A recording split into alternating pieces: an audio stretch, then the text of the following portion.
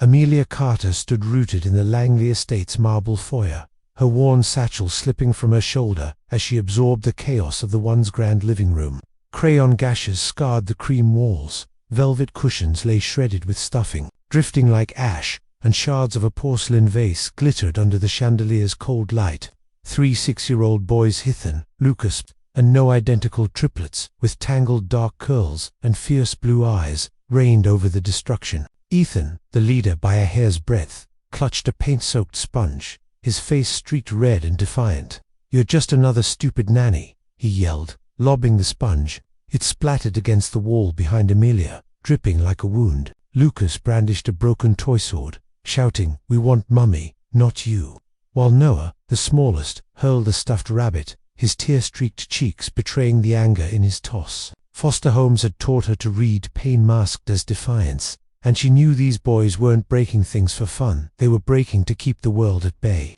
Kneeling amid the debris, she dodged a flying block and met Ethan's glare. "I know you miss your mummy, and I'm not here to replace her. I've lost people I love too, and I'm staying, even if you paint the whole house." Her voice, soft but unyielding, stilled the room. Ethan's arm froze mid-throw, Lucas's sword dipped, and Noah's sobs hitched. From the shadowed hallway, Michael Langley watched his crisp suit creased from another night wrestling spreadsheets instead of sleep. At 38, he'd forged a tech empire, but his billions couldn't mend the family Claire's death had shattered. He'd buried himself in work, avoiding the mansion's echoes and the triplets' chaos, which had escalated from schoolyard fights to today's glue and glitter assault on their classroom. His assistant's call about the incident still rang in his ears, yet here stood Amelia, unflinching in the wreckage, her calm sparking a fragile hope. Unlike the nannies who'd come with rigid rules or naive cheer, she saw his sons as hurting, not hopeless. As Lucas muttered, "You'll quit like the others," Amelia brushed glass dust from her knees and smiled. "Not happening, Lucas. Tonight, I'll show you something new, how someone can care, even when you're scared to let them." Michael's throat tightened. He wanted to trust her, but 15 failures loomed large. A sudden crash erupted from the kitchen, Noah's wail, followed by Ethan's shout, and Amelia moved toward it, her stride steady. "Sounds like an adventure," she called, glancing back at the boys with a playful challenge. Ethan hesitated, then trailed her, Lucas and Noah following, their defiance wavering. Michael lingered, his gaze falling on a framed photo of Claire amid the mess, her smile haunting. Amelia's words replayed in his mind, and he stepped forward, drawn to the kitchen where she was already crouching by Noah, wiping jam from his hands with a dishcloth. "Let's make a deal," she said, her tone warm. "Help me clean this, and I'll teach you how to make my secret cookie recipe. My mom's favorite." Noah sniffled, nodding, while Ethan and Lucas exchanged wary looks but grabbed sponges. Michael leaned against the doorway, unseen, his chest aching with a mix of awe and fear. This woman, with her quiet strength and battered satchel, might be their last chance, or another heartbreak waiting to unfold. Amelia Carter sat cross-legged on the Langley estate's kitchen floor, surrounded by sticky jam smears and the triplets' hesitant stares, her heart steady despite the challenge ahead. Ethan, Lucas, and Noah, their small hands clutching sponges, watched her warily as she showed them how to scrub the counter, turning the task into a game of who can make the most bubbles. 9 months after their mother Claire's death, the boys' world had unraveled, and their father, Michael Langley, was a ghost in his own home, haunted by guilt over the boating trip he'd encouraged Claire to take. Amelia, shaped by her own childhood in foster care after losing her parents at 8, understood the triplets' defiance as a shield against more loss.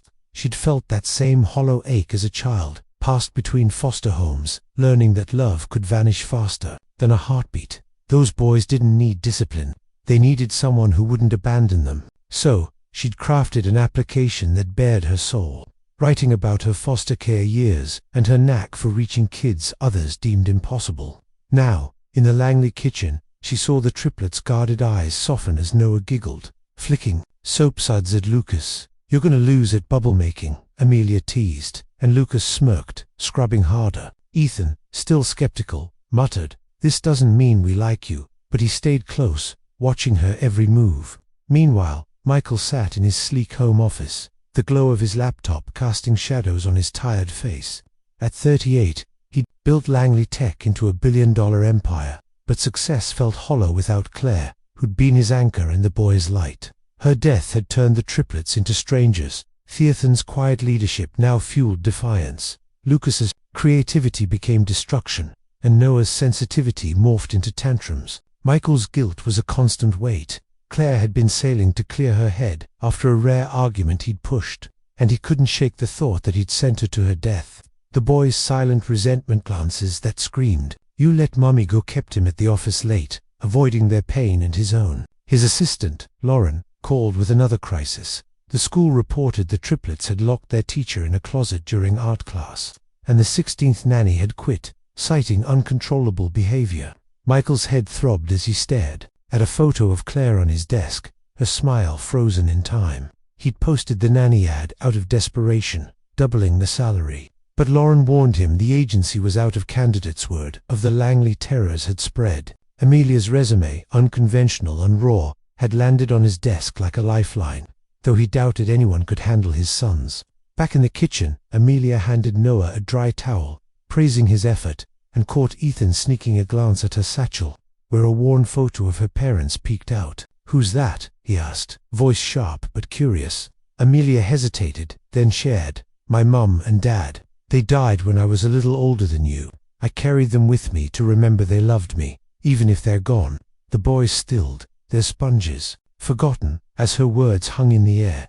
Lucas, usually quick with a retort, whispered, "Does it stop hurting?" Amelia's throat tightened, but she answered honestly, "It changes. The hurt stays, but it gets softer when you let people help you carry it." Noah's eyes welled up, and he clutched her hand, a small gesture that felt like a breakthrough. Michael, drawn by the quiet, peered into the kitchen, stunned to see his sons working together, their usual chaos replaced by focus. Amelia met his gaze, offering a small nod, and he felt a pang of hope and fear that it wouldn't last. His phone buzzed, shattering the moment. Lauren's voice was tense. "Michael, a former nanny posted online about the boys. It's going viral. People are calling them unhinged and you negligent. The media's sniffing around, and Child Protective Services might get involved." His stomach churned. The world seeing his sons as monsters was his worst nightmare, and the thought of losing them to foster care was unbearable. He glanced at Amelia, now helping Lucas dry a plate, her calm a stark contrast to the storm brewing outside. She didn't know about the post yet, but he'd have to tell her. Her reputation could be next. As the boys finished cleaning, Amelia pulled out ingredients for her mother's cookie recipe, her voice light. "Let's make something sweet to celebrate our teamwork. My mom said cookies fix almost anything." Noah beamed, but Ethan crossed his arms. "This doesn't mean we're friends." Amelia smiled, unfazed. "That's okay, Ethan. Friends take time, and I've got plenty." Michael watched, his chest tight with a mix of gratitude and dread. This woman, with her steady heart and haunted eyes, was reaching his sons in a way he couldn't. But the world's judgment loomed, threatening to unravel everything. The Langley estate's kitchen smelled of warm chocolate and hope as Amelia Carter guided Ethan, Lucas, and Noah through her mother's cookie recipe, her hands steady despite the weight of the triplets' guarded trust. The boys, still wary, after driving off 15 nannies, measured flour and cracked eggs with cautious focus, their usual chaos replaced by tentative curiosity. 9 months after their mother Claire's death, the 6-year-old triplets carried a grief that spilled into Defiance fans' sharp commands, Lucas's reckless creativity, and Noah's quiet sobs. But Amelia, shaped by her own loss in foster care, saw their pain as a map she knew by heart. She'd lost her parents at 8, learning to survive in homes where love was fleeting. And now, at 32, she used that wisdom to reach the boys. As Noah stirred the dough, his small fingers sticky, he glanced at Amelia with a shy smile, and Lucas, usually quick to lash out, laughed when a cloud of sugar dusted his nose. Ethan, the protector, kept his distance, but his eyes followed her, searching for a catch. "You're not yelling at us for making a mess," he said, suspicion lacing his voice. Amelia winked, handing him a spoon. "Messes mean you're trying, and that's worth more than a clean counter." The boys' laughter, rare and fragile, filled the room, and Michael Langley, watching from the doorway, felt a pang in his chest. At 38, he'd built a tech empire, but Claire's death had left him adrift. His guilt over her fatal sailing trip a getaway he'd pushed for keeping him locked in late-night meetings to avoid his son's accusing eyes. Amelia's presence, her calm defiance of their chaos, stirred a hope he hadn't dared feel since the accident. She wasn't like the others, with their strict rules or fleeting optimism. She seemed to see his boys as wounded, not broken. As the cookies baked, Amelia pulled out paper and crayons, suggesting they draw something for Claire. "My mom loved when I drew her flowers," she shared, sketching a daisy. Noah hesitated, then scribbled a wobbly heart, whispering, "Mummy liked hearts." Lucas drew a boat, his hand shaking, and Ethan, after a long pause, added a sun, muttering, "She said I was her sunshine." The moment cracked open their guarded hearts, and Amelia's eyes stung as she praised their work, taping the drawings to the fridge. Michael, stepping closer, caught the scent of Claire's favorite lavender soap on the boys' clothes, a reminder of her absence that twisted his gut. His phone buzzed his assistant, Lauren, with news of the viral post painting his sons as unhinged. "It's worse, Michael," she said. "A local blogger's planning an exposé, calling the boys terrors and questioning your parenting. They've named Amelia as the new nanny, and they're digging into her past." His blood ran cold. The media storm could scare her away, just when the boys were starting to trust. He glanced at Amelia, now helping Noah cut cookies into star shapes, her laughter blending with theirs. He had to warn her, but fear gripped him. What if she left to protect herself? As the boys nibbled warm cookies, Amelia noticed Michael's tense expression and sent them to wash up, promising a story later. Alone in the kitchen, she met his gaze. "Something's wrong, Mr. Langley." He took a deep breath, voice low. "A blogger's running a story about the boys, calling them out of control. They've mentioned you, Amelia.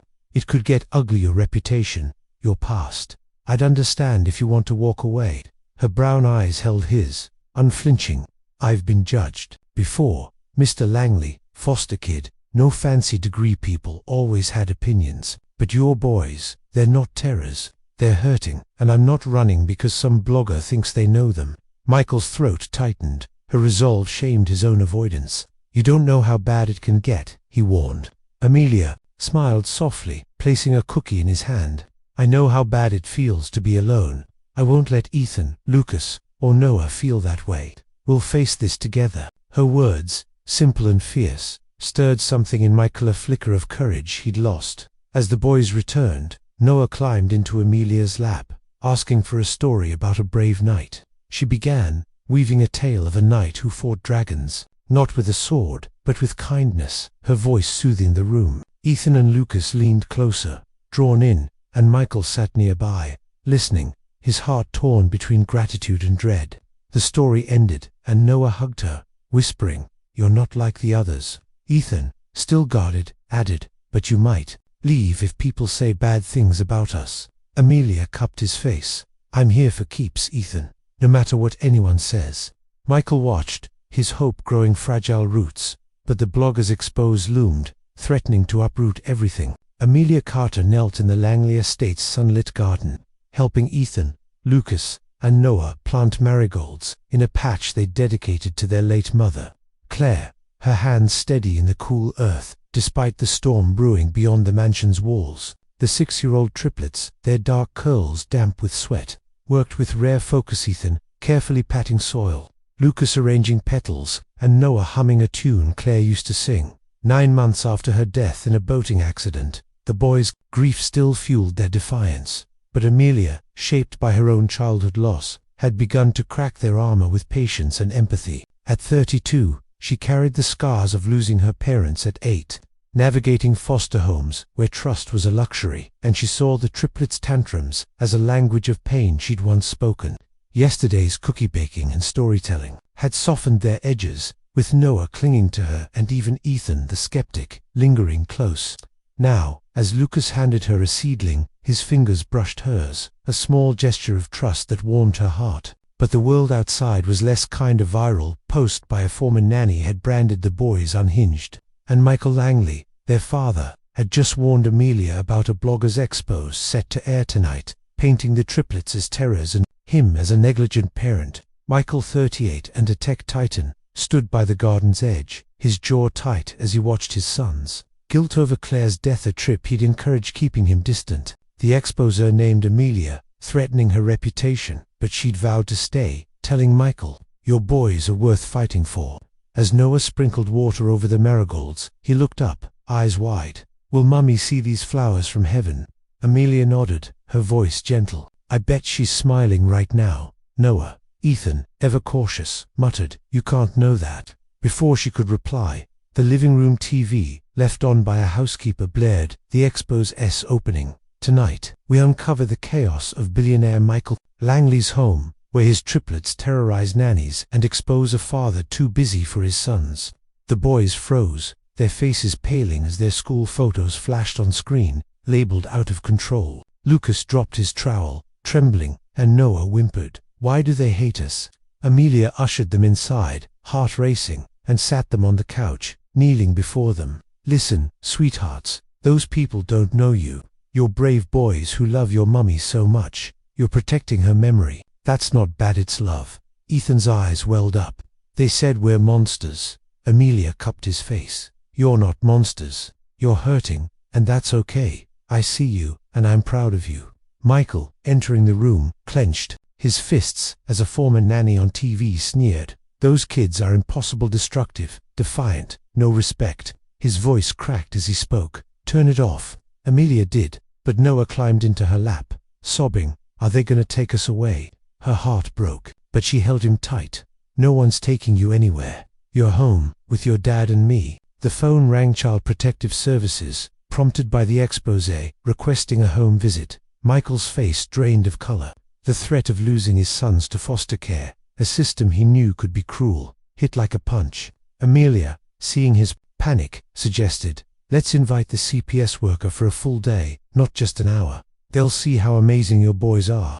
Michael nodded, grasping at her plan like a lifeline. The next morning, Miss Harper, a stern CPS worker in her 50s, arrived, her clipboard poised like a gavel. Amelia had prepared the boys for a day to show their true selves, starting with building a birdhouse for Claire's garden. Ethan explained, voice earnest, "It's for Mummy's birds, so she knows we're okay." Lucas and Noah chimed in, handing Ms. Harper painted wooden slats, their enthusiasm disarming her skepticism. Amelia guided them through reading Claire's favorite book, The Velveteen Rabbit, in the library, where Noah snuggled close, whispering, "It's about love making things real." Miss Harper's pen paused, her eyes softening. At lunch, Michael joined them, his suit swapped for a sweater, his presence surprising the boys. He helped Lucas cut his sandwich, listening as Ethan shared a school story, his usual distance replaced by quiet attention. Amelia caught his eye, offering a small smile, and he mouthed, "Thank you."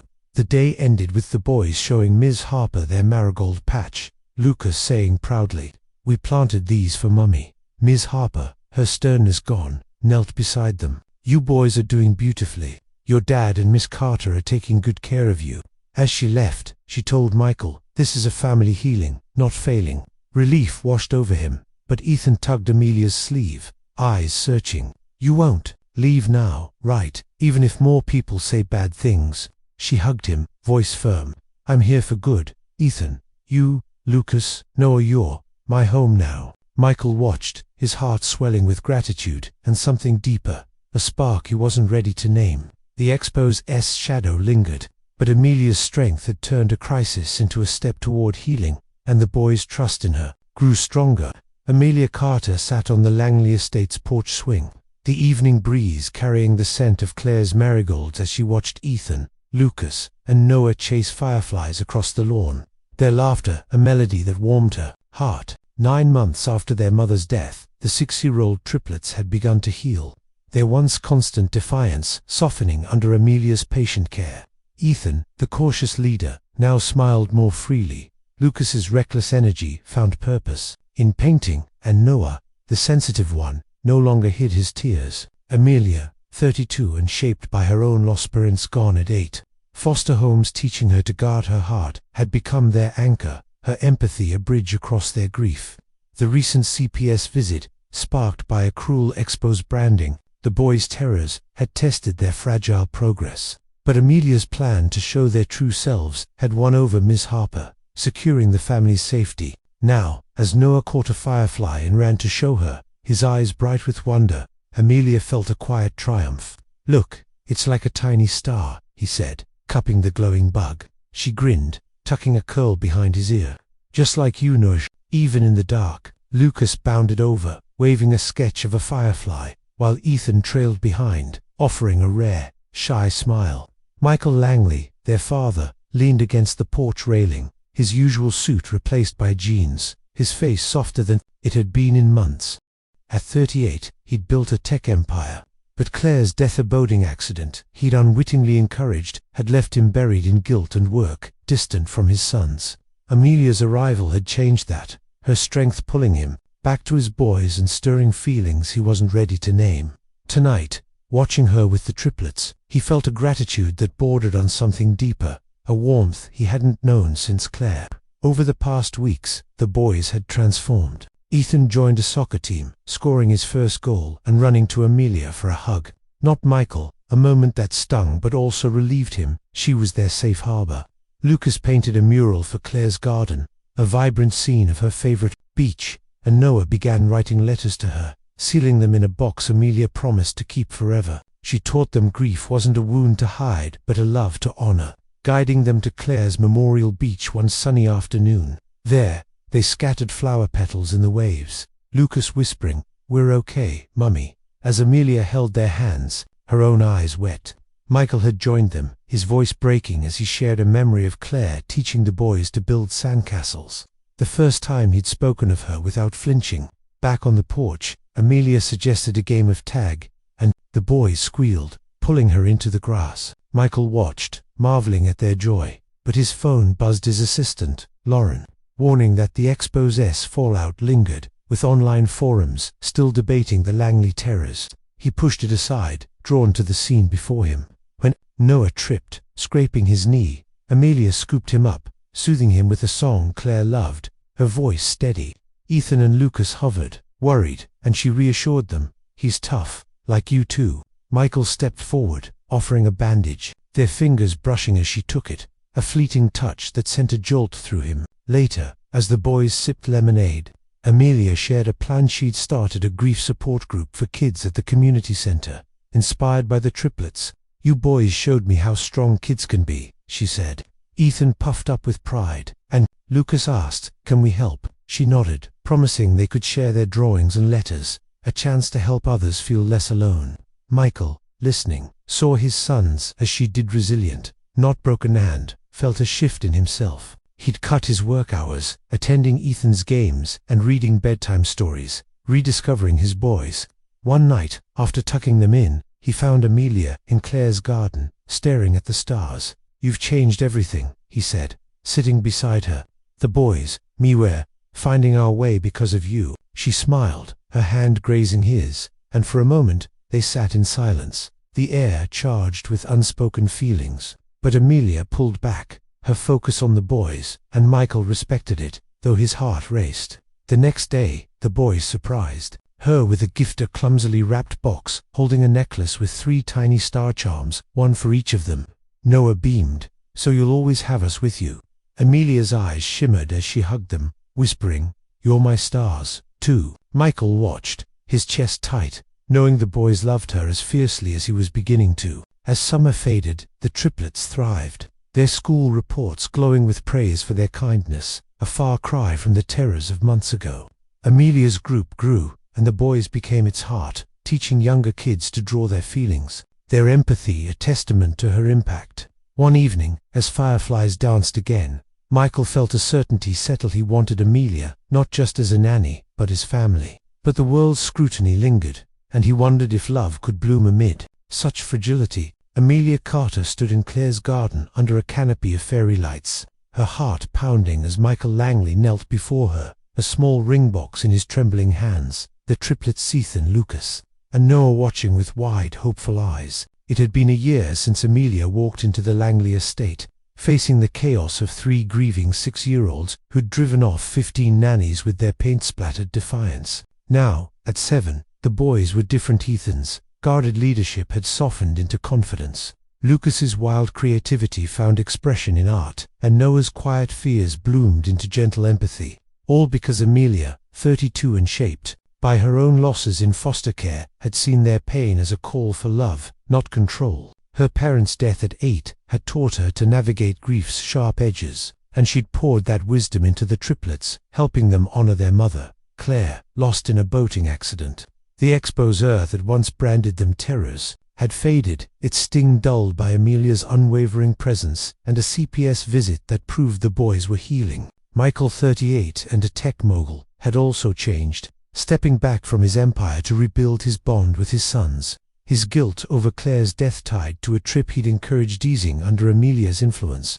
Tonight, in the garden where Claire once played with the boys, Michael's voice was steady but thick with emotion. "Amelia, you didn't just save my sons, you gave me back my heart. I love you, and the boys love you. Will you marry me? Will you be our family?" The triplets, clutching a scrapbook they'd made of memories with her drawings, pressed marigolds, and letters to Claire bounced with excitement. Noah whispering, "Say yes." Amelia's eyes filled with tears, her foster kid instinct screaming, "Caution," but her heart saw a home in Michael and the boys. "Yes," she choked out, throwing her arms around him as the triplets cheered, piling into the hug. The ring, a simple band with 3 tiny sapphires for the boys, gleamed as Michael slipped it on her finger, and Ethan said, "Now you're ours forever." The wedding came 3 months later, in the same garden, with roses woven into arches and the boys in matching bow ties, proudly serving as ring bearers. They'd practiced their walk for weeks, Lucas giggling as he carried the pillow, Noah clutching Ethan's hand for courage. During the ceremony, Amelia and Michael exchanged vows that wove their past with their future. "Amelia," Michael said, voice breaking, "you took our broken pieces and made us whole, not by replacing Claire, but by loving us as we are." Amelia, her voice steady, replied, "Michael, you and the boys showed me family is a choice. I choose you, all of you, for life."